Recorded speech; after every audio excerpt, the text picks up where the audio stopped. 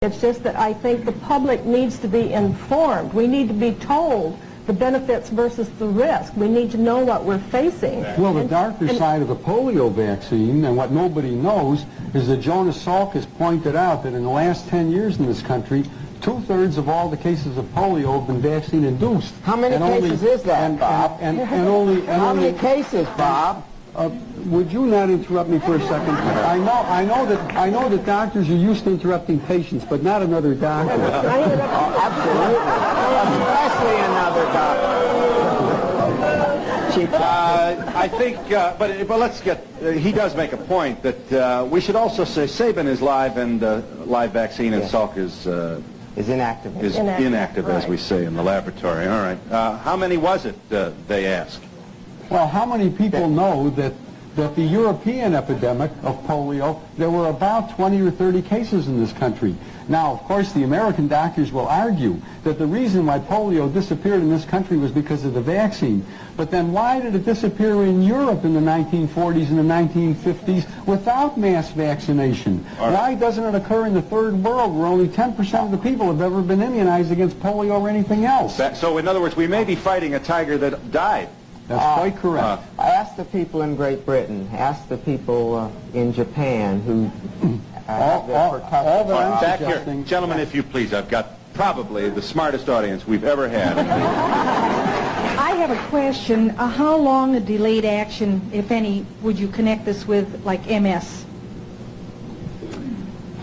Is MS a possibility? Would multiple sclerosis be one of the possible results? As a matter of fact, there's a new publication that just came out from John Hoffman, who's a close associate of Tony Morris's, that gives the references linking MS in later life to the early introduction of live virus vaccines like measles and like some of the others that are live viruses. Now, at the present time, I would recommend that anybody who has MS or amyotrophic lateral sclerosis or any of those degenerative neurologic conditions of later life carefully review their vaccine histories. I would also like to comment to that, because in connection with my case, I've been doing some research. Let me tell him once again, Ms. Gundy, that you are a Guillain-Barré victim contracted following your receipt of the swine flu vaccination in Yes, 76. and I am in the process of writing a book about my experience, and in the process I've done considerable research.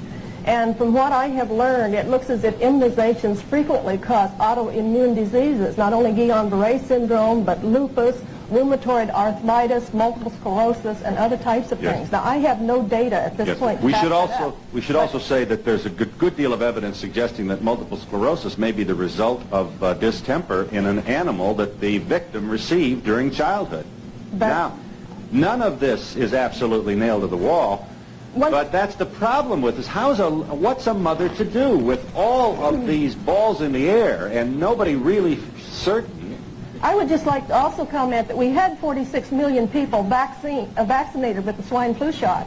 And I have written to Ralph Nader's organization. I have written to some of the government organizations trying to get them to do a survey, an ongoing survey, to see if these vaccinations do cause autoimmune diseases or what the reactions are. I can't even get a response because I'm not a doctor. I have no clout. I'm a nobody. Mrs. Grant, why were you shaking your head? Bill, it isn't only with that vaccine, it's with all vaccines. Yes. They are not interested in the adverse reactions. As a matter of fact, if I may, I'd like to invite anyone to write to me if they've had an adverse reaction. I'd like to help the government because they don't want to know, but I would like to know. I am a mother of 3 children, and I have been informed and I've read up on these things.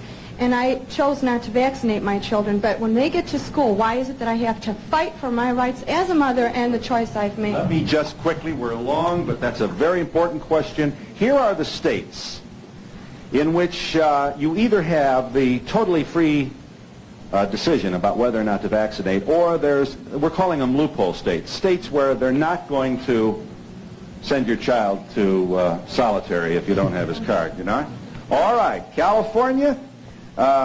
Not all children must be immunized in these states. Some require religious reasons. Some places there is a bureaucratic humma you have to go through to prove that you're this or that. And others it's probably easier. So just for the sake of simplifying this, Colorado, Idaho, Indiana, Iowa, Louisiana, Maine, Michigan, Minnesota, Missouri, Montana, Nebraska, North Dakota, Ohio, Oklahoma, Pennsylvania, Rhode Island, Utah, Vermont, Washington, and Wisconsin. If your state is not on there, it means that your child is going to be left at the kindergarten door feeling very, very much an outcast because he didn't get his immunization shots. And we'll be back in a moment.